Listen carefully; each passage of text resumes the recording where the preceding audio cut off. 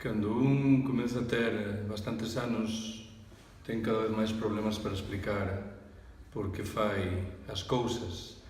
Neste caso, creo que o elemento principal que explica por que puxen a tarefa de escrever este libro é a vontade de colocar neso en palabras algo que é unha conversa cotidiana con moitos amigos cos que falo de fútbol de cote.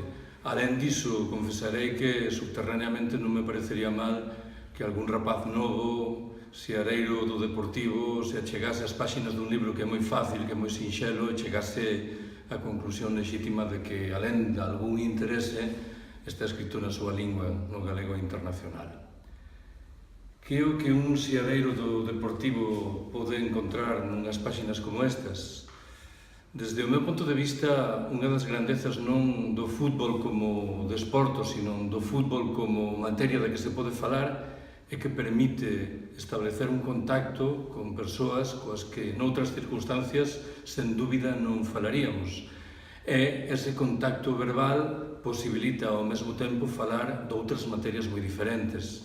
Neste ámbito de cousas, creo que no libro, naturalmente que sí, se fala do Deportivo, da súa historia, das súas grandezas, das súas miserias, mas falase tamén da vila da Coruña, da competición co Celta, da vida galega, da relación con Portugal, en realidade de calquera cousa, que repito que é unha das grandezas, desde o meu punto de vista, de algo que ben levado, naturalmente que non sempre o fútbol é ben levado, conduce a virtudes que desde o meu punto de vista son evidentes.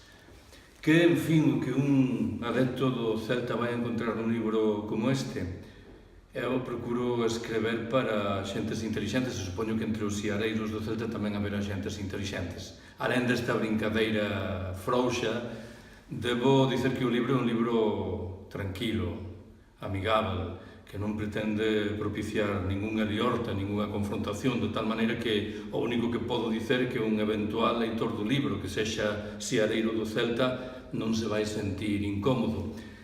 Non está de máis que saliente que desde o meu punto de vista, un punto de vista que se recolle tamén nas opinións dos interlocutores na obra, os galegos da emigración as máis das veces non reproducimos este esquema da linguaxe de guerra do que fala Galeano para identificar a liorta entre estes dous clubes.